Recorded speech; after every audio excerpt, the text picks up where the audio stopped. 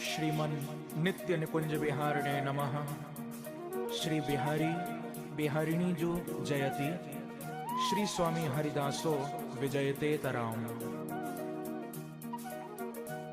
ब्रजमंडल की जो अधिष्ठात्री देवी हैं वो हमारी श्यामाजू श्री राधा रानी है। जो ब्रजमंडल 84 कोस में फैला हुआ है, जिसमें कि श्री राधा रानी का हृदय स्वरूप हमारा श्रीधाम वृंदावन है।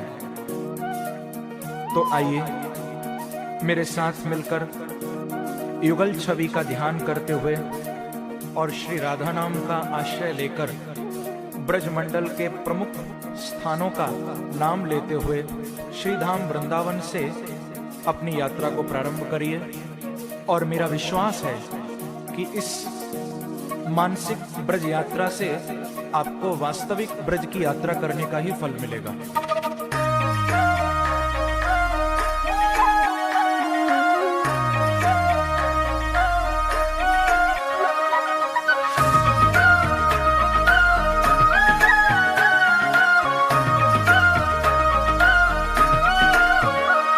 श्री राधे राधे राधे बरसाने वाली राधे, श्री राधे राधे राधे बरसाने वाली राधे, श्री राधे राधे राधे बरसाने वाली राधे, श्री राधे राधे राधे बरसाने वाली राधे,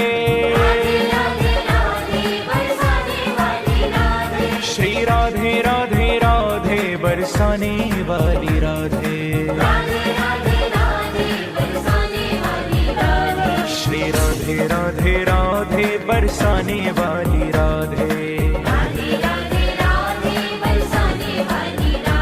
श्री राधे राधे राधे बरसाने वाली राधे,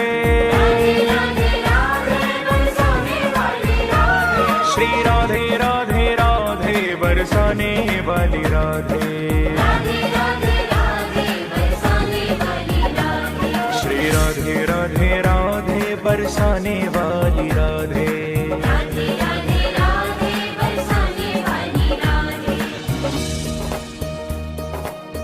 नाम महाधन है अपनो, नहीं दूसरी संपत्ति और कमानी। छोड़ अटारी अटा जग के, हमको कुटिया ब्रज माही बनानी, हमको कुटिया ब्रज माही बनानी, हमको कुटिया ब्रज माही बनानी। टूक मिले रसिकों के सदा, और पीवन को यमुना जल पानी।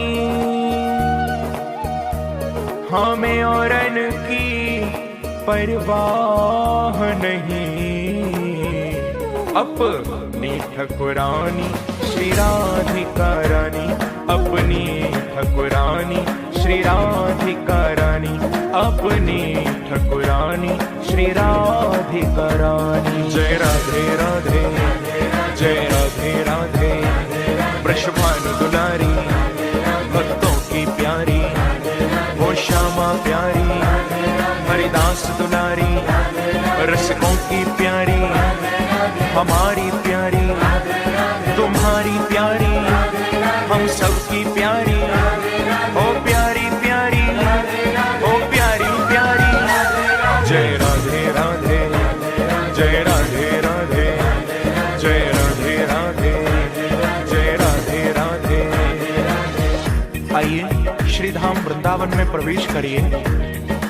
वृंदावन में सुनरक गांव में, काली दह पर अद्वैत वट में, कान गली में, मान गली में, गुमान गली में, वो कुंज गली में, शिवा कुंज में, प्रेम गली में, श्रृंगार वट पे, चीर घाट पे, केशी घाट पे, वो निधिवन जी में, वंशी वट पे, ज्ञान गोदड़ी राधे राधे बरसाने वाली राधे, श्री राधे राधे राधे बरसाने वाली राधे। दोनों हाथ से ताली की सेवा करते हुए श्री राधे राधे राधे बरसाने वाली Radhe. Hello hello hello hello hello hello hello hello hello hello hello hello hello Radhe बरसाने hello hello hello hello hello hello hello hello hello. हाँ जी, very good evening, very good evening, very good evening, very good evening, very good evening भाई। की हाल चाल, की हाल चाल, की हाल चाल वधिया हो सारे? चलो बहुत वधिया वधिया ही होना चाहिए। Good evening Kritika, good evening Tirath, good evening Bansal ji, good evening, क्या हाल चाल है? Good evening Lalit, good evening Aditya, good evening Saurabh. अरे अरे अरे, many many congratulation Saurabh, lots of congratulation, thank you so much. Good evening Payal, good evening Lokesh, good evening Manisha, good evening Kashish, good evening Naman. केम party, बहुत बढ़िया पार्टी, बहुत बढ़िया पार्टी, पार्टी पार्टी बहुत बढ़िया पार्टी, ठीक है। चलो मेरे दोस्तों जी, आ जाओ एक बार फटाफट से यहाँ पे आ जाओ जी। बहुत बढ़िया यार, सावन में कहा था आऊँगा, बहुत बढ़िया मेरे भाई, सोने के कंगन लाऊंगा, बहुत बढ़िया। सर आईडी अनब्लॉक करवा दो, बाकी सब तो बढ़िया है। मैंने बोला था टीम को, कह रहे थे कर देंगे, एक बार दोबारा बोलना पड़ेगा मेरे को, एक बार दोबारा मेरे को बोलना पड़ेगा। चलो आ जाओ सारे के सारे बच्चे फटाफट से यहाँ पे आ जाओ जी। इधर देखो ध्यान से, अब हमें क्या करनी है जी, आज हमें क्या करने हैं, आज हमें वैल्यूएशन वाले क्वेश्चन करने हैं ना।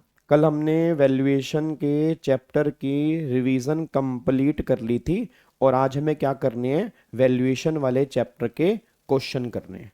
सर कल वाली क्लास में क्या कराओगे? कल वाली क्लास में मेरे दोस्तों हम जो चैप्टर करेंगे वो करेंगे टाइम ऑफ सप्लाई का जी, ठीक है नी।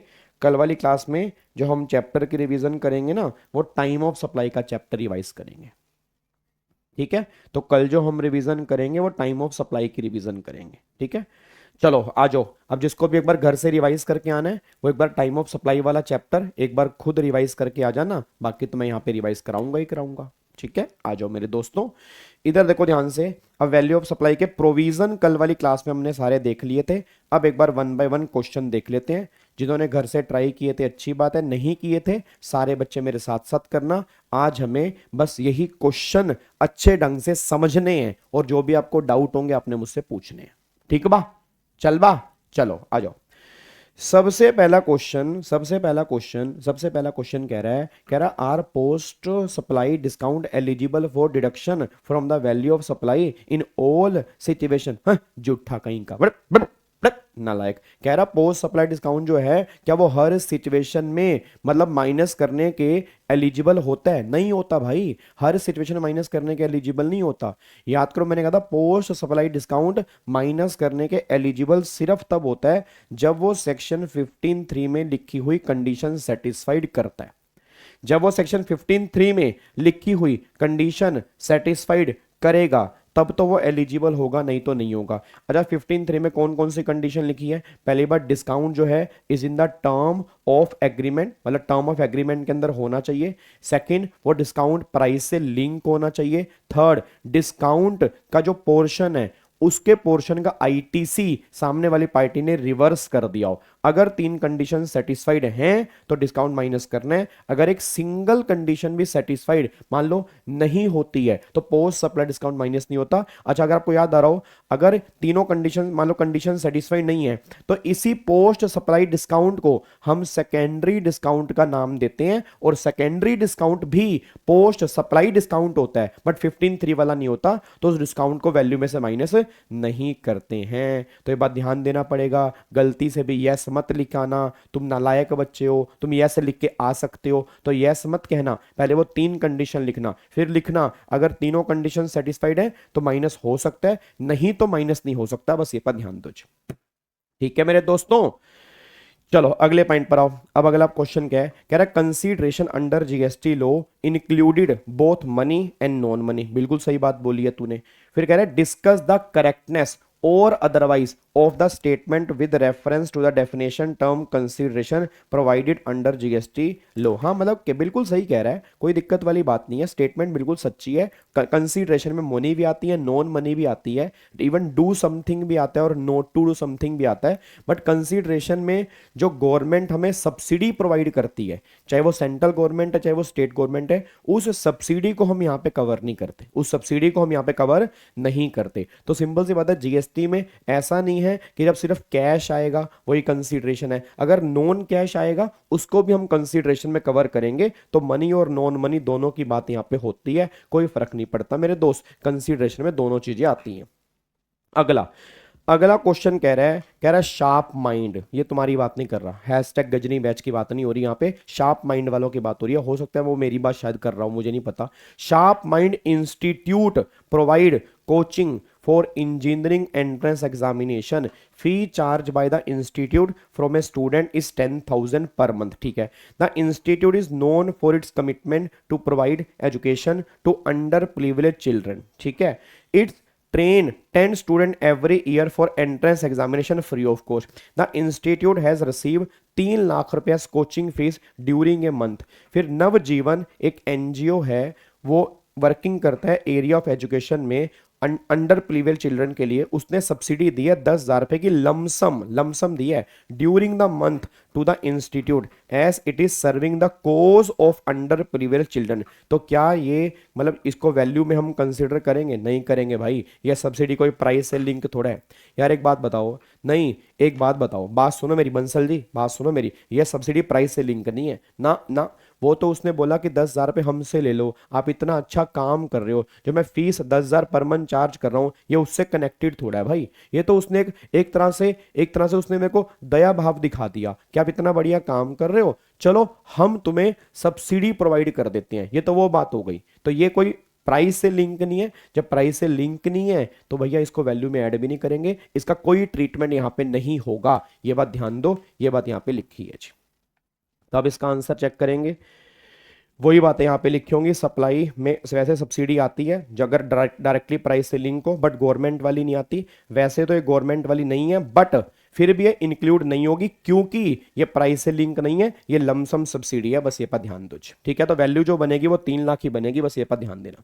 अगले पॉइंट पर आओ, कह रहा है फर्नीचर वाला, भाई साहब फर्नीचर वाला, एक फर्नीचर वाला कह रहा है फर्नीचर वाला is a chain of retail showroom selling both modern and classic furniture. In order to build strong customer association the showroom provide free delivery of the furniture at the premise of the customer if the distance between the showroom and the customer premise up to 20 kilometre, मतलब 20 kilometre तक free में delivery है। where the distance is more than 20 kilometre the showroom charge a concessional freight of 10 रुपए every additional kilometre, every additional not whole additional। Miss Leena Kapoor purchase miss Leena Kapoor purchase a double bed लिया है, a dressing table and a centre table for 2 lakh from furniture वाला। Leena get free delivery of the furniture as her residence is located at distance 18 kilometre from the showroom. The showroom incur an expenditure 1,000 रुपए delivering the furniture, और यहाँ पे लीला residence बस 1,000 रुपये उसने इंकर किए, बट वो सामने वाले से चार्ज नहीं किए, तो ये तो 1,000 रुपये वैल्यू में ऐड मत कर देना, 1,000 वैल्यू में ऐड मत कर देना। फिर वो कह रहा है क्या वैल्यू आपकी सप्लाई होगी अगर ये डिस्टेंस 50 किलोमीटर है। तो भाई अगर 50 है ना तो 20 से ऊपर कितनी है 30 मल्टीप्लाई 10, 300 रुपये वैल्यू में ऐड किया जाएगा। तो यहाँ पर वैल्यू कितनी बनेगी, भगवान झूठ ना बुलवाए, 2 लाख, तो 2,300,000 बनेगी। तो पहले केस में तो 2 लाख ही बनेगी, पहले केस में तो 2 लाख ही बनेगी। मैं दोबारा बोलूंगा, पहले केस में तो बनेगी 2 लाख। सर इस 1,000 रुपए का कुछ नहीं होना भाई, ये कुछ नहीं होना, सामने वाले ने हमसे चार्ज थोड़ा किए हैं, तो अगर सामने वाले ने चार्ज ही नहीं किए तो क्यों वैल्यू में ऐड करेंगे। दूसरे वाले में उसने कहा था मैं 10 रुपए एडिशनल किलोमीटर चार्ज करूंगा, तो 300, तो 2,03,000 रुपए की यहाँ पे वैल्यू बनेगी। तो पहले में बनेगी 2 लाख, दूसरे में बनेगी 2,03,000। आहा, अब तो आने लगा है मजा पढ़ने का, अब तो आने लगा है मजा पढ़ने का। क्वेश्चन भी हो रहे, अच्छा सा लग रहा। आ जाओ question number 5। A K J foods private limited get an order for supply of processed food from a customer. The customer wants the consignment tested for gluten and specified chemical residues. AKJ Food Private Limited does the testing before the supply. Testing कब किया? Before the supply. And charge testing fee for the same from the customer. AKJ Food Private Limited argue that such testing fee should not form part of consideration for the sale as it is a separate activity. तेरी ऐसी की तैसी. पढ़ा नहीं क्या इसने? नहीं, तुमने इसको बताया नहीं. तुमने इसको बताना चाहिए. बता, ढिंडोरा पीटा करो कि गाबा सर से पढ़ लेता, कहीं से ही पढ़ लेता. चलो सारे ही बेस्ट हैं, कोई फर्क थोड़ा पैंदा है. इसको बताते तो सही, पढ़ तो लेता कहीं से. अब इसको पता हो कि भाई अगर कोई इंसिडेंटल खर्चे होते हैं, एंसिलरी खर्चे होते हैं, उसको हमें वैल्यू में इंक्लूड करना होता है. अब 15(2)(c) याद करो. इंसिडेंटल और एंसिलरी खर्चे जो सप्लाई से रिलेटेड होते हैं, जो सप्लाई के टाइम पर या उससे पहले किए जाते हैं, वो सप्लाई में इंक्लूड होते हैं. तो भाई ये वैल्यू में, ये आर्ग्यूमेंट तेरा गलत है भाई. ये आर्ग्यूमेंट तेरा गलत है, ये आर्ग्यूमेंट करेक्ट नहीं है. इसको वैल्यू में इंक्लूड करना पड़ेगा. इसको वैल्यू में इंक्लूड करना पड़ेगा. बात खत्म. इसको वैल्यू में इंक्लूड करना पड़ेगा. क्या बात समझ में आ रही है? इसको वैल्यू में इंक्लूड करना पड़ेगा. बस ये बात ध्यान दो रही, तो ये वैल्यू में इंक्लूड होगा. अब क्वेश्चन नंबर 6 पे आओ. अगले पॉइंट देखो क्या कह रहा है.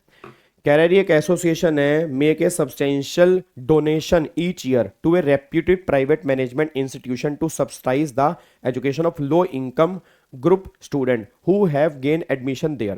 The fee for the individual is reduced by coming to 3 lakh a year compared to 5 lakh a year. भाई साहब, ये सब्सिडी जो है ये प्राइस से लिंक है भाई.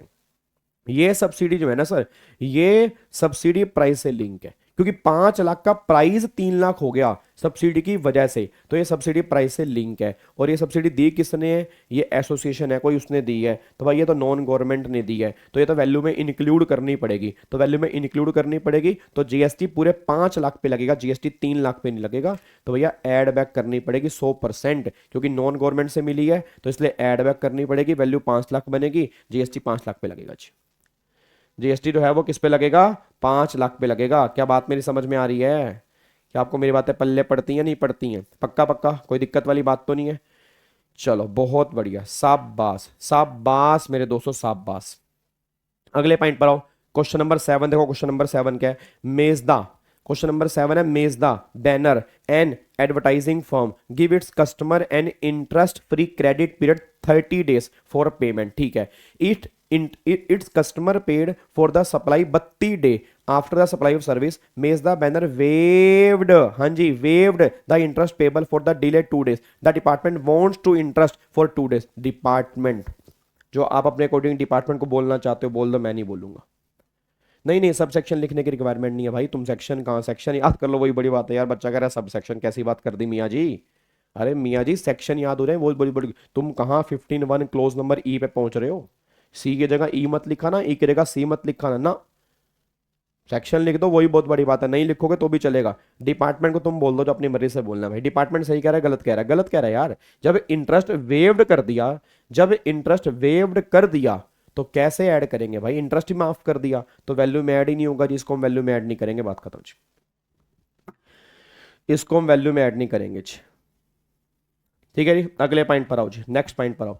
कह रहा है crunch bakery product limited cell biscuit and cake through its dealer to whom it charge the list price minus standard discount and pay GST accordingly. When goods remain unsold with the dealer it offer additional discount on the stock as an incentive to push the sale. Can the additional discount be reduce? नहीं, ये discount पहले से पता ही नहीं है.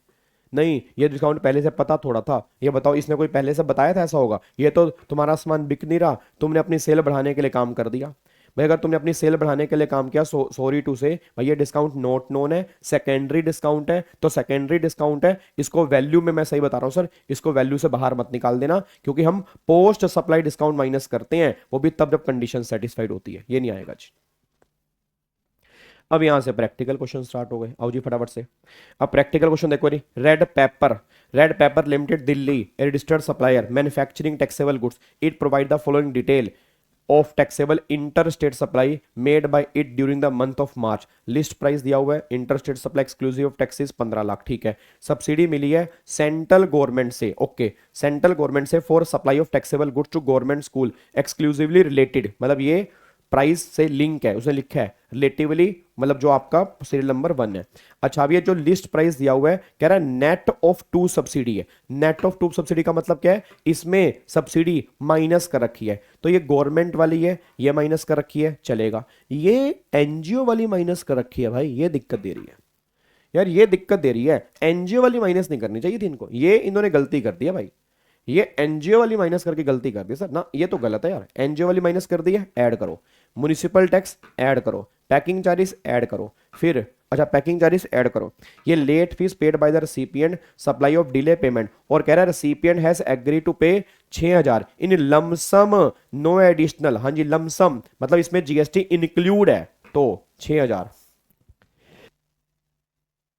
यहाँ पे 6000 है, तो जीएसटी यहां पर अगर नहीं दिया हुआ है तो 118 मान लो, बस 118 मल्टीप्लाई 100 जी, तो 100 जीएसटी जो है यहाँ पे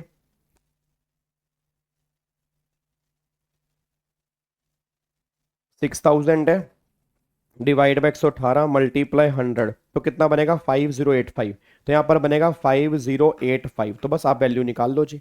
अब 15 में 50 ये जोड़ोगे, 20 ये जोड़ोगे, 15 ये जोड़ोगे, 5085 ये जोड़ोगे। ठंड लग गई, ठंड लग गई मियाँ जी। और मेरे दोस्तों यहाँ पे देखो, आपके आपकी वैल्यू आ रही है 15,90,085, ये आंसर आ रहा है। कोई परेशानी हो ना साथ साथ पूछ लेना, ऐसा नहीं है। कई बच्चे भी सोच रहे हो कि यार गाबा सर को फीस तो दी नहीं भाई, कैसे पूछ ले, अरे पूछ लो, गाबा सर तुम्हारे ही हैं भाई, ऐसा कोई दिक्कत वाली बात नहीं है। जितने रेगुलर बैच वाले बच्चों के, ठीक है, उतने यूट्यूब फैमिली के बच्चों के, कोई दिक्कत वाली बात नहीं है। टेंशन ना लिया करो यार, टेंशन ना लिया करो, ठीक है। डन, कोई दिक्कत तो नहीं है, पक्का पक्का इसको लॉक कर सकते हैं। चलो अगले पॉइंट पर आओ, क्वेश्चन नंबर 10 पे आओ। अब अगर ये तुम सोल्व कर दोगे तो अच्छा यार, अगर ये तुम सोल्व कर दोगे तो अच्छा यार। एक बार क्वेश्चन पढ़ना फटाफट से, जल्दी जल्दी क्वेश्चन पढ़ के इसका आंसर निकालो फटाफट से।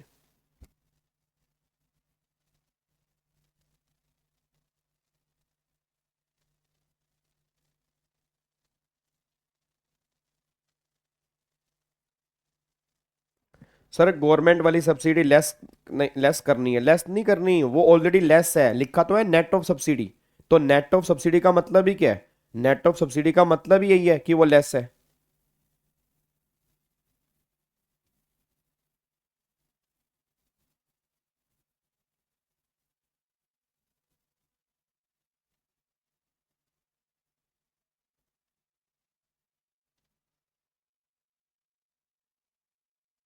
हाँ जी, कितना बनेगा जी, 31,500 बनेगा। 31,500 कैसे, 25 ये हो गया, 25 ही हो गया। थर्ड पार्टी इंस्पेक्शन चार्जेस 5,000 रुपये ये हो गया। फ्रेट डिलीवरी चार्जेस, तो अगर फ्रेट डिलीवरी चार्जेस है तो यहाँ पर 2,000 रुपये ये जोड़ने हैं। सब्सिडी स्टेट गवर्नमेंट वाली है, नेट ऑफ सब्सिडी है, तो गवर्नमेंट वाली है, कुछ नहीं करना। अच्छा 2% डिस्काउंट है, अब 2% डिस्काउंट इस प्राइस का है, ये 25,000 रुपये का, तो मतलब 500 रुपये का डिस्काउंट है, तो आई थिंक 31,500 रुपये की वैल्यू आ जाएगी जी। 31,500 रुपये की वैल्यू आएगी, तो वैल्यू बनेगी 31,500। बोलो क्या दिक्कत है, क्या परेशानी है, कोई अजीब लग रहा है, कुछ भी दिक्कत तो नहीं है। चलो बहुत बढ़िया, थैंक यू सो मच भाई। भाई भाई पौंड वाटर ने मेरे को आज थप्पा लगा दिया, थप्पा लगा दिया। अब मुझे कोई किसी की परवाह नहीं है। अभी त्रिशूल बैच देख रहा था, बहुत बढ़िया पढ़ाते हो, तो अगर बस मेरे को, मैं कसम से इसी चीज का वेट कर रहा था, कोई आए मेरे को थप्पा लगाए कि मैं बढ़िया पढ़ाता हूँ। बहुत बहुत धन्यवाद, थैंक यू सो मच मेरे बच्चे, गॉड ब्लेस यू। मैं कोशिश करूंगा, मैं हर क्लास के अंदर और बढ़िया पढ़ाने की कोशिश करूंगा मेरे भाई, मैं कोशिश करूंगा। क्वेश्चन नंबर 11 करो फटाफट से आओ जी। क्वेश्चन नंबर 11 देखो जी। Shri Krishna private limited a registered supplier furnish the following information relating to goods sold by it to Shri Balram private limited. अच्छा प्राइस जो है गुड्स का वो कह रहा है 1,00,000 रुपए है। अब एक्सक्लूजिंग टैक्सेस, इसमें टैक्सेस एक्सक्लूड है और अदर चार्जेस भी यहां से बाहर है। म्युनिसिपल टैक्स तो ऐड करने पड़ेंगे, इंस्पेक्शन चार्जेस भी ऐड करने पड़ेंगे। सब्सिडी मिल रही है श्री राम ट्रस्ट से, subsidy directly link to the price. और जो ये प्राइस आपको दिया हुआ है, जो ये प्राइस आपको दिया हुआ है, तो यहां पर अब ये मिल रही है श्री राम ट्रस्ट से, तो ये जो है 4 और यहाँ पे 6 की बात हो रही है। अच्छा फिर लेट फीस मिल रही है, however these charges ultimately waived, तो वेव्ड है तो वेव्ड तो हटा दो, तो 1 लाख तो हटा दो। वेटमेंट चार्जेस 2,000 पे ऐड करने हैं। अब ये सब्सिडी जो है प्राइस से लिंक है, तो इसको भी हमें यहाँ से ऐड करके चलना है, क्योंकि नॉन गवर्नमेंट वाली है। तो मेरे ख्याल से वैल्यू कितनी आएगी, वैल्यू कितनी आएगी जल्दी बताओ फटाफट से। 1 लाख प्लस में 2,000 प्लस में 15,000 प्लस में 50,000 प्लस में 1,000, 169। मेरे को तो ये आंसर आ रहा है जी, मेरा तो 169 आंसर आ रहा है। सर फ्रेट वाला पॉइंट बता दो मेरे बच्चे, फ्रेट वाला पॉइंट पॉइंट नंबर 3 में आएगा ना, इंसिडेंटल और एंसिलरी खर्चे। अगर मैं तुम्हारे घर तक पहुंचाने का ट्रांसपोर्टेशन खर्चा ले रहा हूं तुमसे, तो वैल्यू में ऐड करूंगा ना वो। भाई सिंपल सी बात, अगर मैंने तुम्हें फ्री ऑफ कॉस्ट ट्रांसपोर्टेशन दिया तो बात एक अलग है, बट अगर मान लो फ्रेट चार्जेस लिए हैं, ऊपर वाले ने उसने क्या बोला है, यहां पर उसने बोला ये देखो, freight charges for delivery of the machine value, since arranging freight is the liability of supplier, it is case of composite supply. ठीक है ना, तो अगर फ्रेट चार्जेस तो है, मतलब उसने कॉम्पोजिट सप्लाई है और चार्जेस हैं, तो फिर ये वैल्यू में इंक्लूड करने पड़ेंगे जी। अब यहाँ पर ये देखो 169 आंसर आ रहा है मेरे ख्याल से यहाँ पे। ओए इसमें तो आधा क्वेश्चन गायब लग रहा है, इसमें ऊपर वाला क्वेश्चन कहाँ गया। ओ भाई साहब, ये तो मिस्टेक हो गई इसके अंदर, इसमें ऊपर वाला पोर्शन ही नहीं है। 1 लाख भी आएगा यहाँ पे और 2,000 भी आएगा भाई, ये वाला तो पोर्शन ही नहीं है, ये सही करना पड़ेगा, है ना। ये थोड़ा इसके अंदर दिक्कत है। चलो अगले पॉइंट पर आओ जी। अब ये क्वेश्चन नंबर देखना, क्वेश्चन नंबर 12 देखो यार, क्वेश्चन नंबर 12 देखो। ये भी वैसे बुक में क्वेश्चन दिया हुआ है, मॉड्यूल में भी क्वेश्चन दिया हुआ है। क्वेश्चन नंबर 12 देखना, क्वेश्चन नंबर 12 यहाँ पे है, कह रहा प्राइस ऑफ मशीनरी 5,50,000 पे, और फिर part fitted in machinery at the premises of Ghisa Limited, amount has been paid by Ghisa directly to supplier, however it was Kohli Limited liability. बताओ तो भैया, ये तो ऐड होगा, सप्लायर की रिस्पॉन्सिबिलिटी रिसीवर ने पे कर दिया, तो ये तो 20,000 पे ऐड करने पड़ेंगे। इंस्टॉलेशन टेस्टिंग चार्जेस ये भी वैल्यू में इंक्लूड करने पड़ेंगे, इंसिडेंटल खर्चे हैं। डिस्काउंट 2% है, तो 5,50,000 रुपये का 2% अगर निकालूंगा, 5,50,000 रुपये का 2% जो आएगा वो 11,000 रुपये का आएगा, ये हो गया जी। फिर कोहली लिमिटेड, हाँ जी, Kohli limited provide additional discount 1% at year end base on additional purchase of other machinery. ध्यान रखना, अदर मशीनरी की परचेज पर एडिशनल डिस्काउंट मिलेगा, मतलब ये डिस्काउंट इस प्राइस से लिंक नहीं है, ये डिस्काउंट इस प्राइस से लिंक नहीं है। तो अगर ये डिस्काउंट इस प्राइस से लिंक नहीं है, इसका इस ट्रांजेक्शन में कोई फर्क नहीं पड़ रहा, तो डिस्काउंट माइनस नहीं होगा जी। ये डिस्काउंट जो है माइनस नहीं होगा, क्योंकि डिस्काउंट प्राइस से लिंक होना चाहिए। इसको यहां से हटा दो। तो अब एक बार बताओ जी कितना बनेगा, 584। तो लो जी 584 पकड़ो, फिर पकड़ो 584 जी। Thank you Gupta ji, thank you sir, ये आपकी वजह से मेरा टेक्स्ट क्लियर हो गया। Thank you so much Gupta ji, thank you मेरे बच्चे, थैंक यू मेरे बाबू। आ जाओ अगले पॉइंट पे आओ जी। अगला पॉइंट देखना, कह रहे हैं mister Rama Swami manufacturer provide the following particular to compute the value, value compute करनी है। अब 2 लाख की वैल्यू है, पैकिंग चार्जेस 20,000 पे जोड़ो, डिजाइनिंग 40,000 जोड़ो, ट्रांजिट इंश्योरेंस 2,000 जोड़ो, फ्रेट आउटवर्ड 16,000 जोड़ो, कैश डिस्काउंट 2%, तो 2% डिस्काउंट 2 लाख का 2 कितना हो गया, 4,000 पे माइनस कर दो जी। क्या है, बच्चों वाला क्वेश्चन है। तो यहाँ पे 2 लाख प्लस में 20,000 प्लस में 40,000 प्लस में 2,000 प्लस में 16,000 माइनस में 4,000, तो वैल्यू आ रही है यहाँ पे 2,74,000। बताओ क्या दिक्कत है यार, बताओ क्या दिक्कत है मेरे दोस्तों। क्या तुम्हें पल्ले पड़ रहा है, नहीं पड़ रहा, क्या तुम्हें पल्ले पड़ रहा है, पक्का पक्का। अब एक बार क्वेश्चन नंबर 14 पे आओ। क्वेश्चन नंबर 14 देखो रे क्या कह रहा है। क्वेश्चन नंबर 14 कह रहा है ABC institute provide coaching for engineering entrance exam, the monthly fees 30,000 पर स्टूडेंट, इंस्टीट्यूट ऑल्सो ट्रेन 10। ये तो यार, ओ भाई साहब देख रहे हो, ये क्वेश्चन हमने कहीं पढ़ा था, और ये सुनो, ये क्वेश्चन सीएमए वालों ने भी अपने इंस्टीट्यूट में डाला हुआ है। अब पता नहीं किसने किसको देख के डाला है, पता नहीं है तो, बट वहाँ 10,000 था, अमाउंट 10,000 था ना, यहाँ 20,000 है। तो ये तो सब्सिडी जो है भाई, ये तो प्राइस से लिंक नहीं है ना, तो ये प्राइस से लिंक नहीं है, तो ये तो आएगी नहीं, ये तो ऐड नहीं होगी ना, ये तो ऐड नहीं होगी। तो वही सेम क्वेश्चन ही तो है जो हमें ऊपर पड़ा है, तो देखो वही है बस यहाँ पे, देखो वही लिखा है, नॉट इंक्लूडेबल इन वैल्यू, क्योंकि लमसम सब्सिडी है, प्राइस से लिंक नहीं है, नॉन गवर्नमेंट वाली है बट प्राइस से लिंक नहीं है, तो प्राइस से लिंक वाली ऐड होती है जी। ले राहुल कह रहा रिपीट कर दो।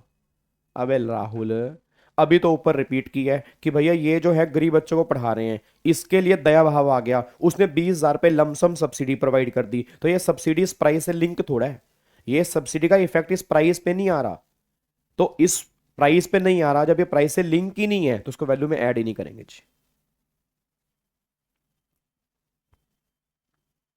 ठीक है जी। क्वेश्चन नंबर 15 देखना, क्वेश्चन नंबर 50 देखो जी, कह रहा है Tasty Bakery product limited cell biscuit and cake through dealer, they charge the list price minus a standard discount when goods remain unsold, company offer additional discount as an incentive to push sale but there was no prior agreement, तो क्या ये minus होगा? नहीं होगा। यार तुम्हें नहीं लग रहा है ऐसा सा पॉइंट हमने अभी ऊपर पढ़ा है? नहीं, तुम्हें नहीं लग रहा है ऐसा सा पॉइंट हमने ऊपर पढ़ा है? तुम्हें नहीं लग रहा है ऐसा पॉइंट हमने ऊपर पढ़ा है? अरे वही सेल को बढ़ाने के लिए ऊपर जो डिस्काउंट दिया, कहानी तो वही है, कहानी तो वही है, सेल को बढ़ाने के लिए डिस्काउंट दिया, तो डिस्काउंट तो बाद में दिया ना, पहले से पता ही नहीं था, जब पहले से पता ही नहीं है डिस्काउंट। भाई साहब एक बात बताओ ना, एक बात बताओ, जब पहले से डिस्काउंट पता ही नहीं है तो वो डिस्काउंट कैसे माइनस कर दे? ये डिस्काउंट माइनस नहीं होगा जी, ये डिस्काउंट माइनस नहीं कर सकते, ये आपका सेकेंडरी डिस्काउंट है, इसको हम माइनस नहीं करेंगे जी। क्या बात समझ में आ रही है जी? अगला पॉइंट देखो जी, अगला पॉइंट देखो जी, अगले पॉइंट पे आओ। अब अगला क्वेश्चन देखो जी, यहाँ पर लिस्ट प्राइस दिया हुआ है 10 लाख, म्युनिसिपल टैक्स 1 लाख, तो इसको जोड़ दो, सीजीएसटी एसजीएसटी इसको नहीं जोड़ेंगे, फिर पैकिंग चार्जेस दो 20,000 रुपये जोड़ दो, फिर यहाँ पे 40,000 रुपये की सब्सिडी मिली एनजीओ से। अब 10 लाख का जो प्राइस है आफ्टर कंसीडरिंग सच सब्सिडी है, तो 40,000 रुपये की सब्सिडी भी जोड़ दो, 2% डिस्काउंट है, 10 लाख का 2% डिस्काउंट यहाँ से देखना जी, 10 लाख का 2% डिस्काउंट, तो 20,000 रुपये का डिस्काउंट है जी। अब यहाँ पे 10 लाख प्लस में 1 लाख प्लस में 200 880 प्लस, सॉरी ये तो नहीं आएगा, 200 880 तो नहीं आएगा भाई, 10 लाख प्लस में 1 लाख प्लस में 20,000 प्लस में 40,000 माइनस में 20,000, भाई साहब 1140 की वैल्यू आ रही है भाई, 1140 की वैल्यू है, लॉक करो, लॉक करो, 1140 की वैल्यू है जी, 1140 की वैल्यू आ रही है। अब ये क्वेश्चन 17 ये सी इंटर वाले बच्चों के लिए नहीं है, याद है मैंने अभी रूल्स छुड़वा रखे हैं, सी एस और सी एम ए वाले बच्चों को मैंने अभी रूल्स छुड़वा रखे हैं, तो मैंने कहा था ना उनकी एक क्लास डालूंगा मैं रूल्स की, क्योंकि सी ए इंटर में रूल्स नहीं है, सी एस और सी एम ए में है, तो जब मैं रूल्स की क्लास डालूंगा ना रूल वाली, तब उसमें क्वेश्चन नंबर 17 कराऊंगा, तो सीए इंटर वाले बच्चे उसको स्किप कर सकते हैं, तब मैं उसके अंदर क्वेश्चन नंबर 17 कराऊंगा। इसमें बस एक चेंज कर लेना, अब यहाँ पे 128 नहीं है, अब यहाँ पे रेट लोटरी वाले केस में 140 हो गया, मतलब 40% हो गया, तो यहाँ पे ना 140 आएगा, ये चेंज आएगा जी। ठीक है, वैसे मैं कराऊंगा उसके अंदर जी, तो ये वाला भी छोड़ सकते हो, ये वाला भी छोड़ सकते हो, ये भी रूल्स वाला है, मैंने ब्रैकेट में लिखा है नोट फॉर सीए इंटर जी, आप इसको इग्नोर कर सकते हो। क्वेश्चन नंबर 19 भी आप इग्नोर कर सकते हो, ये भी सीए इंटर के लिए नहीं है, ये तीनों के तीनों, ये चारों के चारों, इवन चारों के चारों रूल्स वाले हैं जी, ये के चारों के चारों रूल वाले क्वेश्चन, आप इसको इग्नोर कर सकते हो। अब क्वेश्चन नंबर 21 पे आओ, क्वेश्चन नंबर 21 देखो, क्वेश्चन नंबर 21 क्या जी, क्वेश्चन नंबर 21 है, कह रहा है जी लिस्ट प्राइस जो है वो 8.5 लाख है, लिस्ट प्राइस 8.5 लाख है, exclusive of taxes and discount, अब municipal tax 55,000, outward freight charges यहाँ पे 75,000 रुपए के हैं, S limited normally give interest free credit period 30 days, after it वो चार्ज करेगा 1% इंटरेस्ट, ठीक है, और पेमेंट की है 45 दिन में, बट वेव कर दिया, वेव जब वेव कर दिया, माफ कर दिया इंटरेस्ट, तो वैल्यू में ऐड ही नहीं करना। अच्छा, एस लिमिटेड 50,000 रुपए की सब्सिडी है नॉन गवर्नमेंट से, बट ये सब्सिडी लिंक ही नहीं करती प्राइस से, तो लिंक नहीं करती तो ऐड भी नहीं करनी। फिर 15,000 रुपए डिडक्टेड डिस्काउंट, और ये डिस्काउंट एज पर एग्रीमेंट नहीं है, मतलब पता नहीं है पहले से, तो उसको भी यहां से हटाओ। टीसीएस कल हमने पढ़ा था, टीसीएस को तो वैल्यू में वैसे भी ऐड नहीं करते, इसको भी हटाओ, तो बस ये दोनों चीजें आएंगी जी, 8.5 लाख 55,000 और 75,000, 9,80,000 रुपए इसकी वैल्यू आएगी, 9,80,000 रुपए इसकी वैल्यू आएगी जी। बताओ जी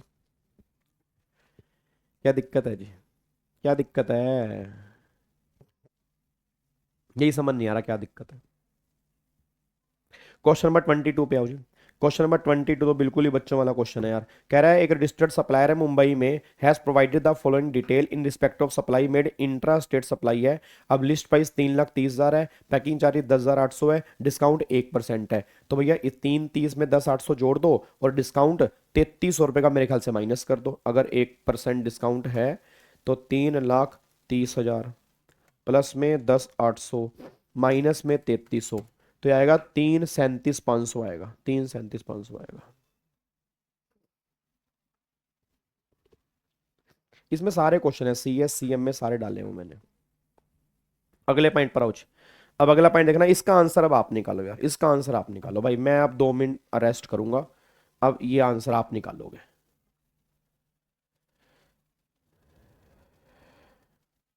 ये अब आप निकालोगे।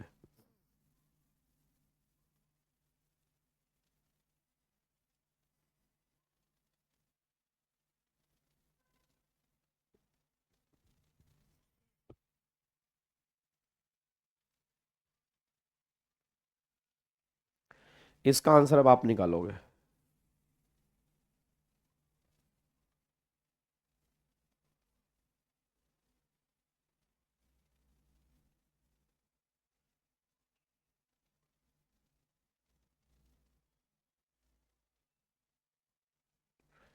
तेरह लाख 40,000, 13,40,000 है, 13,40,000 पक्का। देख लो भाई साहब, दबा दब दबा दब दबा दब आंसर दे रहे हो यार तुम तो यार। 13,40,000 कैसे, 12,40 है, फिर सब्सिडी सेंट्रल गवर्नमेंट वाली है, आइटम ऑलरेडी एडजस्टेड मतलब सब्सिडी माइनस की हुई है, तो इसका तो कुछ नहीं करना, इसको ऐड करना है। फिर म्यूनिसिपल टैक्स ऐड करोगे, पैकिंग चार्ज ऐड करोगे, लेट फीस जो है वो ऐड कर दोगे। अच्छा यहाँ पे ना लेट फीस को इंक्लूसिव जीएसटी भी मान सकते हो। मैं दोबारा बोल रहा हूँ, लेट फीस को ना आप इंक्लूसिव जीएसटी भी मान सकते हो। बट अगर आप लेट फीस को इंक्लूसिव जीएसटी मानोगे फिर इसमें से जीएसटी हटा के ऐड करना पड़ेगा, वो भी सही होगा। अगर 5 ऐड कर रहे हो तो भी सही है, जीएसटी हटा के ऐड कर रहे हो तो भी सही है, कोई दिक्कत वाली बात नहीं है। सर इसमें जीएसटी कितना माने, वैसे यहाँ पे रेट दिया नहीं है, हम 18% मान सकते हैं। तो 118 मल्टीप्लाई 100, तो 5,000 डिवाइड बाई 118 मल्टीप्लाई 100, तो ये आएगा 434237। तो अगर 4237 भी ऐड करोगे तो भी काम चलेगा जी, तो भी काम चलेगा। हाँ ये तो है भाई, ये तो है शाबाश। ठीक है चलो, तो अब जाके ये 23 क्वेश्चन हमारे वैल्यूएशन के थे जी, अब जाके हमारे खत्म हो जाते हैं। ठीक है, तो ये हमारे सारे क्वेश्चन खत्म। अभी तक हमने कौन कौन से चैप्टर कर लिए, अभी तक हमने चैप्टर करी है भाई इंट्रोडक्शन, ये सारे विद क्वेश्चन हुए हैं जी। मैंने कोशिश की है, एक भी क्वेश्चन मैंने स्किप नहीं कराया। कुछ क्वेश्चन आपको होमवर्क भी दिए, बट अगर आपको डाउट हुआ तो मैंने वो समझाने की भी कोशिश की है। मैं इसलिए इसके सारे क्वेश्चन अभी करवा रहा हूँ ताकि बाद में जब ये क्वेश्चन बैंक हो जाएगा ना, जब ये क्वेश्चन बैंक हो जाएगा फिर हम और एडिशनल क्वेश्चन करेंगे। बट एक बार पहले ये हो जाए, फिर इनकम टैक्स की रिवीजन करके प्रैक्टिस करेंगे, फिर हो सकता है कि मैं अलग से क्वेश्चन प्रैक्टिस की सीरीज भी लेके आ जाऊं। तो पहले बस हमें ये वाले सारे क्वेश्चन करने हैं। उसके बाद चार्ज ऑफ जीएसटी हमारा हो गया, फिर सप्लाई वाला चैप्टर हो गया, कॉम्पोजिशन स्कीम हो गया, वैल्यू ऑफ सप्लाई हो गया। ये 5 चैप्टर जो है हमारे विद क्वेश्चन यहां पे हो चुके हैं जी। ठीक है, ये 5 चैप्टर जो हैं विद क्वेश्चन हमारे यहाँ पे हो चुके हैं। अब जो अगला चैप्टर मैं यहाँ पे रिवाइज करवाने जा रहा हूँ वो है जी टाइम ऑफ सप्लाई वाला जी। ठीक है ना, वो हम टाइम ऑफ सप्लाई वाला चैप्टर अब जो है रिवाइज करेंगे, टाइम ऑफ सप्लाई वाला जी। अब यहाँ पे पेज नंबर 27 पे इसके क्वेश्चंस हैं, बट हम यहाँ पे आते हैं टाइम ऑफ सप्लाई वाले चैप्टर के ऊपर। टाइम वाला सप्लाई वाला चैप्टर कहाँ पे है, टाइम ऑफ सप्लाई वाला चैप्टर, टाइम ऑफ सप्लाई वाला चैप्टर कहाँ पे है आपका, टाइम ऑफ सप्लाई वाला चैप्टर कहाँ पे गया। ई वे बिल हो गया, पेमेंट हो गया, रिटर्न हो गया, कहाँ रह गया क्वेश्चन चैप्टर 9, 8 है क्या, 9, ये तो 9 है, 8 वैल्यू ऑफ सप्लाई 7, ये रहा जी क्वेश्चन नंबर 7। ठीक है, ये रहा क्वेश्चन नंबर 7। ठीक है चलो, अब यहाँ पे एक बार आ दो जी। अब ये हमारा क्वेश्चन नंबर 7 जो है, चैप्टर नंबर 7 जो है, ये हमारा टाइम ऑफ सप्लाई वाला चैप्टर है। ऐसा करते हैं फटाफट से एक बार इसके प्रोविजन रिकॉल कर लेते हैं। ठीक है, एक बार फटाफट से इसको प्रोविजन रिकॉल कर लेते हैं, प्रोविजन याद कर लेते हैं, फिर कल वाली क्लास में इसके क्वेश्चंस प्रैक्टिस कर लेंगे जी, ठीक है। अब ध्यान रखना, दो सेक्शन इसके अंदर मेन हमें करने हैं। एक तो section number time of supply का सेक्शन नंबर 12 है, और टाइम ऑफ सप्लाई का एक सेक्शन नंबर 13 है। ये दो सेक्शन हमें करने हैं, बस ये पर ध्यान दो जी। तो एक 12 है, एक 13 है। सेक्शन नंबर 14 सीएस और सीएमए वाले बच्चों के लिए है, उनको मैं अलग से क्लास, ध्यान रखना ये सारे टॉपिक मैं अलग से डालूंगा, बट अपने वीजी स्टडी वाले चैनल पे डालूंगा, जो हमारा सीएस वाला चैनल है इस पे मैं यही डालूंगा जी, ठीक है ना। तो ये तो करना ही करना है, जो मैं करवा रहा हूँ ये सबको करना है। जो एडिशनल टॉपिक है उसको फिर मैं अलग से उनको रिवाइज कराऊंगा, बस ये पर ध्यान देना जी, ठीक है। अब यहाँ पे सुनो ध्यान से, मैं कहना क्या चाह रहा हूँ, अब एक बार फटाफट से यहाँ पे आओ जी, ठीक है जी। अब एक बार फटाफट से यहाँ पे आ जाओ, इधर देखो ध्यान से। अब अगर मैं टाइम ऑफ सप्लाई की बात करता हूं, तो टाइम ऑफ सप्लाई में दो सेक्शन है, 12 और 13। एक सेक्शन 14 है जो भी हमें करना नहीं है, 12 और 13 है। एक बच्चा कहता है सर टाइम ऑफ सप्लाई का मतलब बता सकते हो क्या होता है? मेरे बच्चे, टाइम ऑफ सप्लाई का मतलब होता है कि आपकी सप्लाई को प्रोवाइड किया हुआ कहाँ माना जाएगा। मैं दोबारा बोलूंगा, टाइम ऑफ सप्लाई का मतलब होता है आपकी सप्लाई को प्रोवाइड किया हुआ कहाँ, सॉरी कब माना जाएगा, कहाँ नहीं कब माना जाएगा। मतलब अगर मेरे को गवर्नमेंट को जीएसटी देना है, याद है मैंने कहा था कि गवर्नमेंट को जीएसटी देना पड़ता है अगले महीने की 20 तारीख को। जब मैं कहता हूं अगले महीने की 20 तारीख को जीएसटी देना है, तो अगला महीना किसका? तो गवर्नमेंट कहती है जिस मंथ में तेरा पॉइंट ऑफ टैक्सेशन या टाइम ऑफ सप्लाई आएगा, उससे अगले महीने की 20 तारीख को जीएसटी देना होगा। भाई जिस मंथ में भी टाइम ऑफ सप्लाई बनेगा या जिस मंथ में पॉइंट ऑफ टैक्सेशन बनेगा, उसे अगले महीने की 20 तारीख को गवर्नमेंट को जीएसटी देना होगा। अब गवर्नमेंट ये बात कहती है, टाइम ऑफ सप्लाई निकालने के लिए ना दो सेक्शन आते हैं जी, एक तो आता है सेक्शन नंबर 12 और एक 13। अब बच्चा कह रहा है सर दो सेक्शन क्यों है? उसका रीजन है, सेक्शन नंबर 12 जो है वो गुड्स के सप्लाई वाले केस में एप्लीकेबल होता है, सेक्शन नंबर 13 जो है वो सर्विस के सप्लाई वाले केस में एप्लीकेबल होता है। और इन दोनों सेक्शन के टोटल मिला के 6 सब सेक्शन है। वैसे एक तो 12(1) है, एक 12(2) है, एक 12(3) है, एक 12(4) है, एक 12(5) है, और एक यहां पे 12(6) है।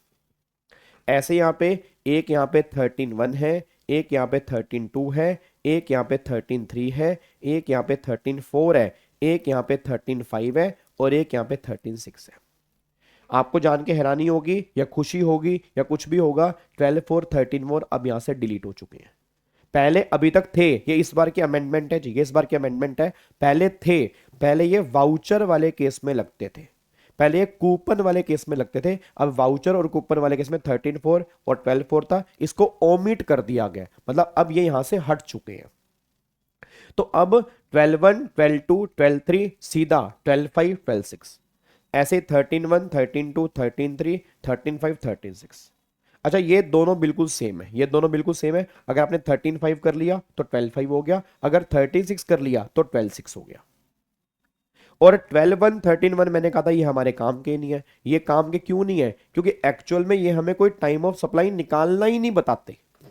ये तो पीपल के पेड़ के नीचे बैठे उन अंकल की तरह है जो रास्ता बताते हैं कि भाई साहब ये गुप्ता जी का घर कहां पड़ेगा। अरे गुप्ता जी का घर ना आगे जाके थोड़ा सा लेफ्ट ले लोगे, राइट लोगे, वहीं पे गुप्ता जी बैठे होंगे, गुप्ता जी का घर वही है। तो ये एड्रेस बताने वाला सेक्शन है, ये एड्रेस बता रहा है सर, एड्रेस बता रहा है। ये कहता है भाई साहब पॉइंट ऑफ टैक्सेशन कैसे निकलेगा, उसके लिए तुम 12(2) के पास जाओ, उसके लिए तुम 12(3) के पास जाओ, वो बताएंगे पॉइंट ऑफ टैक्सेशन कैसे निकलेगा। और अगर तुम्हें सर्विस वाले केस में जानना है तो उसके लिए आप 13(2) के पास जाओ, 13(3) के पास जाओ जी। अब यहां पे 12(2) के पास जाओगे, 12(3) के पास जाओगे, यहां पे 13(2) के पास जाओगे, 13(3) के पास जाओगे। सर ये दोनों सब सेक्शन अलग अलग क्यों है? 12(2), 13(2) ये है फॉरवर्ड चार्ज वाले केस में जी, और 12(3) और 13(3) ये है रिवर्स चार्ज वाले केस में। बस ये पर ध्यान दो जी। तो ये दोनों जो होते हैं ये फॉरवर्ड चार्ज में एप्लीकेबल होते हैं, ये दोनों जो होते हैं ये रिवर्स चार्ज में एप्लीकेबल होते हैं जी। तो इधर आ जाओ, पहले हम सर्विस वाला केस देख लेते हैं जी, ठीक है। हेलो भाई साहब, बातचीत नहीं करनी, इधर देखो ध्यान से। अब यहां पर पहले ऐसा करते हैं, पहले हम सर्विस वाले केस में देख लेते हैं कि सर्विस वाले केस में टाइम ऑफ सप्लाई कैसे कैसे निकलता है। तो सबसे पहले हम सेक्शन 13(2) की बात कर रहे हैं, जो हमारा फॉरवर्ड चार्ज वाले केस में एप्लीकेबल होता है। अब गवर्नमेंट कह रही है देखो जी, अगर आप कोई भी सर्विस दे रहे हो, अगर वो सर्विस आपकी रिवर्स चार्ज में कवर नहीं होती है, कोई भी सर्विस आपने दी, वो सर्विस आपकी रिवर्स चार्ज में कवर नहीं होती है, उसका टाइम ऑफ सप्लाई कैसे निकलेगा, ये डिपेंड करता है कि आपने सर्विस वाले केस में invoice within time issue किया या नहीं किया। भाई गवर्नमेंट ये बात कह रही है कि इस केस में गवर्नमेंट ने बोला सर्विस वाले केस में invoice within time issue हुआ या नहीं हुआ, उस पर डिसाइड करेगा कि भैया टाइम ऑफ सप्लाई कैसे निकलेगा। अब दिमाग में क्वेश्चन आता है कि सर सर्विस वाले केस में इनवॉइस इशू करने की टाइम लिमिट क्या होती है, तो गवर्नमेंट ने कहा था इनवॉइस इशू करने की टाइम लिमिट होती है सर्विस वाले केस में जब तुम्हारी सर्विस कंप्लीट होगी, या मैं यूं कहूं कंप्लीशन के कई सारे नाम होते हैं। कंप्लीशन को हम प्रोविजन ऑफ सप्लाई भी कहते हैं, कंप्लीशन को हम सप्लाई भी कहते हैं। अब या वो कंप्लीशन दे रखा है, या प्रोविजन ऑफ सर्विस या प्रोविजन ऑफ सप्लाई दे रखा है, या डेट ऑफ सप्लाई दे रखा है, तो इसको कंप्लीशन की डेट ही बोलते हैं। तो तुम्हें इनवॉइस इशू करना है या तो कंप्लीशन से पहले, कितने टाइम पहले भी हो सकता है, कोई टाइम लिमिट नहीं है। बट अगर तुम कंप्लीशन के 30 दिन या 45 दिन के अंदर भी इनवॉइस इशू कर दोगे तो हम कहेंगे विद इन टाइम है। सर 30 दिन नॉर्मल केस, 45 दिन बैंकिंग कंपनी और फाइनेंशियल इंस्टीट्यूशन वाले केस में। एक बार मैं दोबारा बोलूंगा, जहां पर आपकी सर्विस कंप्लीट हो रही है उससे पहले आप कभी भी इनवॉइस इशू कर सकते हैं, कोई दिक्कत नहीं है। कंप्लीशन के 30 दिन 45 दिन के अंदर भी अगर आप इनवॉइस इशू करते हो, हम ये बोलेंगे आपने invoice within time issue किया। अब क्वेश्चन ये बात कहती है, मतलब गवर्नमेंट ये बात कहती है, अगर आपने invoice within time issue किया, विद इन टाइम, तो टाइम ऑफ सप्लाई निकलेगा डेट ऑफ इनवॉइस और date of payment whichever is earlier. मतलब गवर्नमेंट ये बात कहती है हम टाइम ऑफ सप्लाई बोलेंगे डेट ऑफ इनवॉइस और date of payment whichever is earlier. और फिर गवर्नमेंट कहती है अगर तुमने invoice within time issue नहीं किया तो फिर टाइम ऑफ सप्लाई निकलेगा डेट ऑफ पेमेंट और date of completion whichever is earlier. रटने वाला बच्चा एक बात ध्यान दे, मैं दोबारा बोलना चाहता हूं। सबसे पहले आप जब सर्विस वाले केस में टाइम ऑफ सप्लाई निकालोगे, आप पहले ये फाइंड आउट करना क्या उस सर्विस का invoice within time issue हुआ या नहीं हुआ। अगर invoice within time issue हुआ है तो फिर तो पॉइंट ऑफ टैक्सेशन बनेगा इनवॉइस और payment whichever is earlier. अगर invoice within time issue नहीं हुआ फिर बनेगा पेमेंट और completion whichever is earlier. Invoice issue करने की टाइम लिमिट क्या होती है, या तो आप कंप्लीशन से पहले इनवॉइस इशू कर सकते हैं, या कंप्लीशन के 30 दिन और 45 दिन में भी अगर इनवॉइस इशू करते हैं तो हम उसको विद इन टाइम ही मानेंगे। अच्छा, एक बच्चा कहता है सर यहाँ पे जो डेट ऑफ पेमेंट लिखे, डेट ऑफ पेमेंट का मतलब क्या होता है। पेमेंट का मतलब होता है जिस दिन आपने बुक्स में एंट्री पास की है और जिस दिन बैंक में पैसे क्रेडिट हुए हैं, इसमें से जो अर्लियर होती है उसको पेमेंट की डेट कहते हैं। बस ये पर ध्यान दो। अब यहाँ पे एक बार चेक करो, देखो जी। तो सबसे पहला 13(2), अब 13(2) में यहाँ पे क्या लिखा है जी, 13(2) में invoice issue with in time. अगर विद इन टाइम तो इनवॉइस पेमेंट अर्लियर, नहीं है कंप्लीशन पेमेंट अर्लियर। अच्छा, पेमेंट का मतलब book entry bank credit which ever is earlier. Invoice issue करने की टाइम लिमिट क्या होती है, कंप्लीशन से पहले या 30 दिन और 45 दिन के अंदर आप इनवॉइस इशू कर सकते हैं।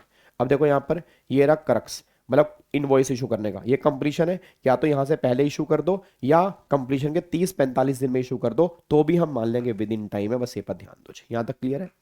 अब एक बच्चा कहता है सर कई बार क्या होता है सर्विस वाले केस में एडवांस आ जाता है। आपने सुना सर्विस वाले केस में एडवांस आ गया। मान लो मेरा अगला बैच स्टार्ट होना है, अब अगला बैच स्टार्ट होना है, फाउंडेशन का रिजल्ट अभी आने वाला है, तो कई बच्चों ने बोला यार ऐसा करते हैं ना, अभी अभी अभी हम बुकिंग करवा लें। जैसे अभी क्या है, अभी मेरा रेगुलर बैच जो अपना है वो मेरा सीए वाले जो बच्चों का चल रहा था, सीए इंटर वाले बच्चों का खत्म हो गया। बस आज रात को उनकी फेयरवेल पार्टी है। इसमें से कई बच्चे फेयरवेल पार्टी के लिए बैठे होंगे, और ये मुझे बहुत सारे गिफ्ट देंगे। मेरे अभी घर की घंटियां बजने वाली हैं, घर की घंटियां बजेंगी, बहुत सारे गिफ्ट मेरे पास आएंगे, बहुत सारे। ऑनलाइन फेयरवेल है हमारी। तो अब मुद्दा ये आ रहा है, अब फिर अच्छा इनका बैच तो खत्म हो गया, 28 तारीख से फिर मेरे 3 क्लास अर्ली बर्ड बैच की भी हैं। अब 3 क्लास अर्ली बर्ड बैच मतलब जिनके अभी रिजल्ट आना है उनके लिए मैंने 3 क्लास रखी हैं। ठीक है, अब कुछ बच्चों ने मान लो वो क्लास देख के यार बोला यार ऐसा करते हैं बुकिंग करवा लेते हैं, और उन्होंने मुझे एडवांस पेमेंट कर दी। अब गवर्नमेंट ने कहा सुन, अगर अगली बार की सर्विस की एडवांस पेमेंट है, अगर अगली बार की सर्विस की एडवांस पेमेंट 1000 तक है फिर तो जीएसटी अभी नहीं है, बाद में लगेगा। बट अगर एडवांस पेमेंट 1000 से ज्यादा की है तो पूरी की पूरी वैल्यू पर जीएसटी एप्लीकेबल होगा जी। ठीक है जी, पूरी की पूरी वैल्यू पर जीएसटी एप्लीकेबल होगा, बस ये पर ध्यान दो। फिर हमें पूरी की पूरी वैल्यू पर जीएसटी एप्लीकेबल करना पड़ेगा अगर एडवांस 1000 से ज्यादा का है जी, अगर एडवांस जो है 1000 से ज्यादा का है, बस ये पर ध्यान दो। क्या बात मेरी समझ में आ रही है?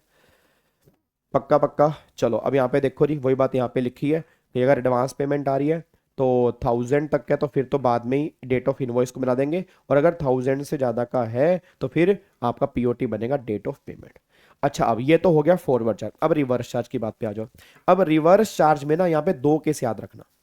जब सर्विस का रिवर्स चार्ज होता है तो यहाँ पे दो केस याद रखना कि या तो इनवॉइस इशू करेगा सप्लायर या इनवॉइस इशू करेगा रिसीवर। यही तो होता है ना भाई, या तो इनवॉइस इशू करेगा सप्लायर या इनवॉइस इशू करेगा रिसीवर। रिसीवर कब करेगा? अगर सप्लायर अनरजिस्टर्ड है, उस केस में रिसीवर सेल्फ इनवॉइस इशू करता है, अगर आपको याद आ रहा हो तो। पहले ये बात करते हैं, रिवर्स चार्ज वाला केस है, और अगर सप्लायर इनवॉइस इशू कर रहा है तब क्या है? तो भाई अगर सप्लायर इनवॉइस इशू कर रहा है ना, तो अब ये देख लो, इनवॉइस इशू करने के 60 दिन के अंदर अंदर पेमेंट आई है नहीं आई। तो अगर इनवॉइस इशू करने के 60 दिन के अंदर पेमेंट आ गई तो फिर तो डेट ऑफ पेमेंट ही पीओटी बन जाएगा।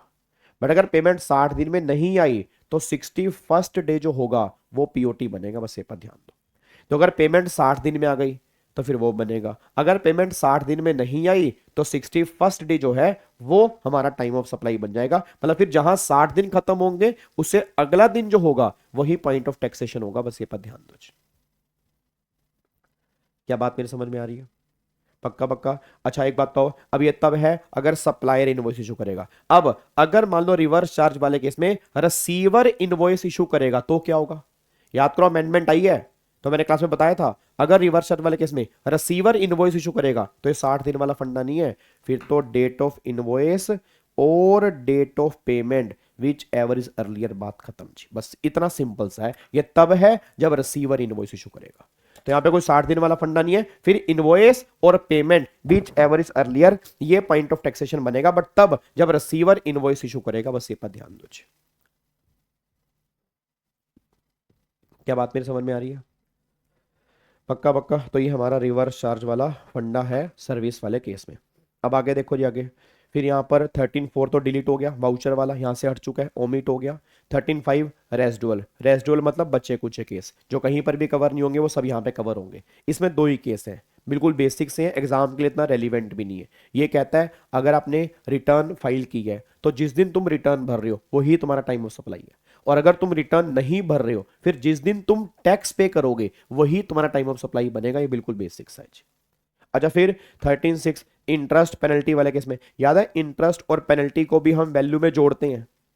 हेलो, इंटरेस्ट और पेनल्टी को भी वैल्यू में जोड़ते हैं क्योंकि उस पर भी जीएसटी लगता है। तो इंटरेस्ट पेनल्टी वाले केस में क्या टाइम ऑफ सप्लाई बनेगा? क्योंकि उस पर जीएसटी देना पड़ेगा। तो जिस दिन इंटरेस्ट और पेनल्टी रिसीव करोगे वही दिन तुम्हारा पॉइंट ऑफ टैक्सेशन बन जाएगा, बस ये पर ध्यान दो।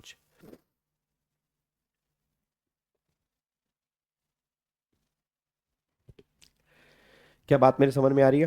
तो जिस दिन आप एडिशनल कंसिडरेशन रिसीव करोगे वही दिन तुम्हारा पॉइंट ऑफ टैक्सेशन बन जाएगा, बस एक बात ध्यान दो। तो ये हमारा सर्विस वाले केस में फंडा आता है। ठीक है, ये हमारा सर्विस वाले केस में फंडा आता है। अब यहाँ पे अगले पॉइंट पर आओ। अब गुड्स वाले केस में क्या होता है जी? अब देखो गुड्स वाले केस में 12(2) पढ़ना है और 12(3) पढ़ना है, ऑब्वियस सी बात है। बस 12(2) और 12(3) हमें यही दोनों यहाँ पर पढ़ने हैं। 12(2) है, इसके नीचे कहाँ गया 12(3), कहाँ गया ये रहा 12(3) पढ़ना है। अच्छा ये अमेंडमेंट मैंने तुम्हें बता दीजिए, ये अमेंडमेंट वही है, सेक्शन नंबर 13 में अमेंडमेंट आई है ना अपना। अगर सप्लायर इनवॉइस इशू करेगा तो फिर ये और ये 61st day which ever is earlier, और अगर नहीं करेगा रिसीवर इनवॉइस इशू करेगा तो फिर ये और invoice which ever is earlier. तो ये अमेंडमेंट हम वहाँ पे डिस्कस कर चुके हैं।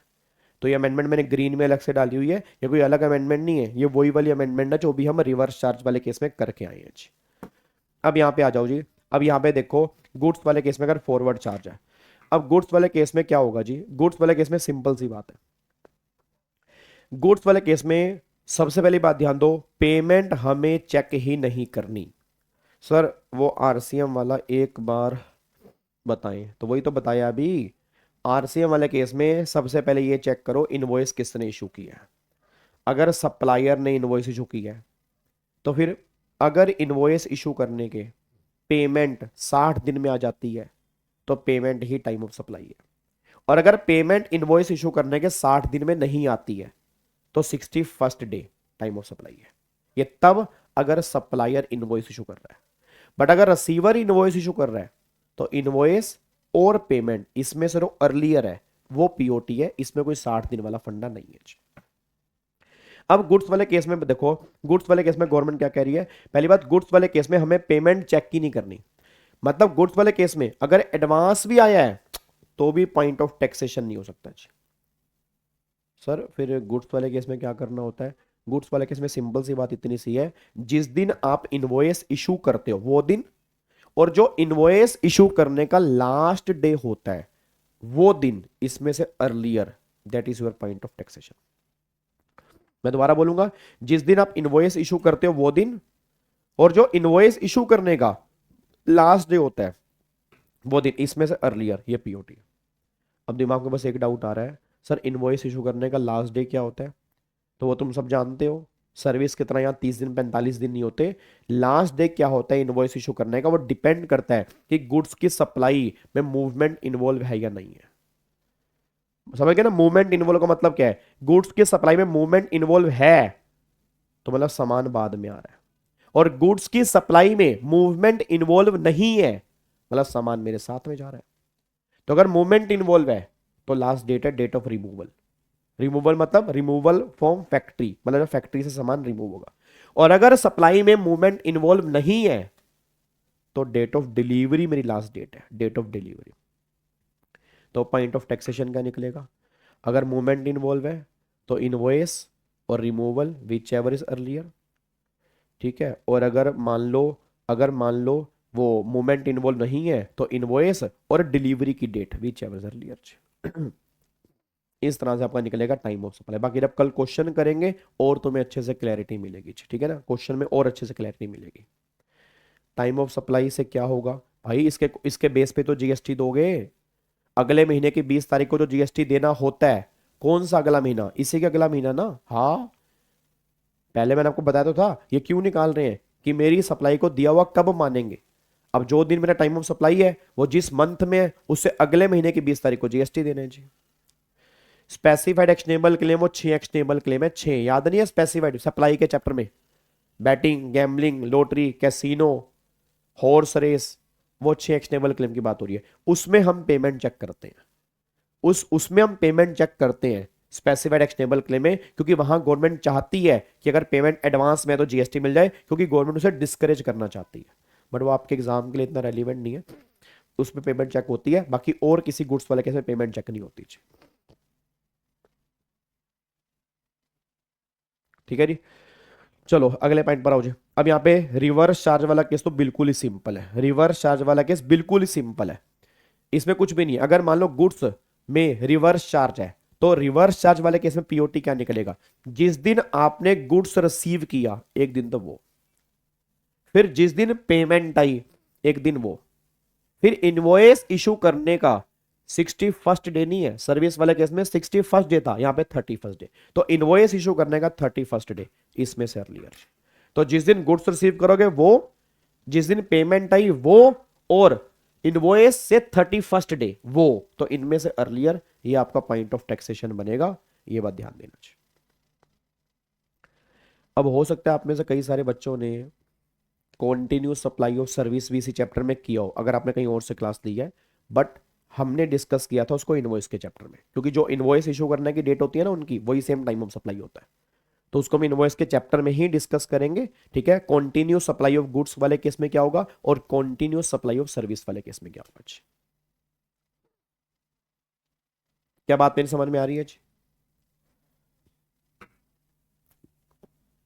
अब यहाँ पे क्लैरिफिकेशन आई हुई है, ये वैसे किसी काम की है नहीं है, ठीक है। क्लैरिफिकेशन आई थी जो हाइब्रिड एन्युटी, मतलब hybrid annuity model of NA, जो रोड बन रही है बाहर, जो रोड नहीं बन रही भाई, इतने दिल्ली से मुंबई एक्सप्रेस वे लॉन्च हो रहा है, फिर दिल्ली से गुजरात एक्सप्रेस वे या दिल्ली से कटरा एक्सप्रेस वे, उस केस में उसको बोलते हैं हाइब्रिड एन्युटी मॉडल। तो उस केस में गवर्नमेंट ने क्लैरिफिकेशन निकाली थी कि अगर invoice within time issue कर दिया, ठीक है, मतलब invoice issued on or before the specific date और डेट ऑफ कंप्लीशन, यस, अगर इनवॉइस विद इन टाइम है तो इनवॉइस और पेमेंट विच एवर अर्लियर। अगर नहीं है तो फिर due date of payment as per contract और date of receipt of payment whichever earlier. ये क्लैरिफिकेशन पहले आई थी जो प्रैक्टिकली अब किसी काम की है नहीं है, बट ये उस टाइम पर आई थी क्लैरिफिकेशन। आई थिंक आज से 1.5-2 साल पहले की क्लैरिफिकेशन थी जब गवर्नमेंट ने ये मॉडल लॉन्च किया था, that is hybrid annuity model of NHA. That is NHA मतलब national highways authority of India. तो उस केस में गवर्नमेंट कहती है अगर आपने invoice within time issue किया तो इनवॉइस और पेमेंट अर्लियर, नहीं किया तो फिर जो पेमेंट करने की ड्यू डेट है एज पर कॉन्ट्रैक्ट वो, और जिस दिन एक्चुअल पेमेंट आई है तो वो विच एवर अर्लियर ये यहां पर बनेगा। हाँ हाँ भाई, हर केस में ध्यान रखना, हर केस में सप्लायर ही इनवॉइस इशू करेगा। हर केस में सप्लायर ही इनवॉइस इशू करेगा। अच्छा, ये किसी को पीयूष वाला डाउट तो नहीं है, ये चैप्टर हम क्यों पढ़ रहे हैं पता लग गया ना? जो हमें जीएसटी पे करना होता है अगले महीने की 20 तारीख को, तो कौन सा अगला महीना? यही अगला महीना जिस मंथ में तुम्हारा टाइम ऑफ सप्लाई निकलेगा ना, उससे अगले महीने की 20 तारीख को जीएसटी देना होता है। इसीलिए हम टाइम ऑफ सप्लाई निकाल रहे हैं। टाइम ऑफ सप्लाई निकालने का मतलब यही होता है कि हमें जीएसटी देना कब होता है। ठीक है, चलो बाकी फिर मिलते हैं कल वाली क्लास में। Thank you so much, God bless you, love you all. और बाकी thank you thank you thank you thank you thank you. कल मिलते हैं क्वेश्चन करने के लिए। आप इतने क्वेश्चन की प्रैक्टिस कर सकते हैं, क्वेश्चन बैंक आपके पास है ही है। बाकी मिलते हैं कल, ठीक है? थैंक यू सो मच, जय हिंद, god bless you, love you all, bye bye, take care.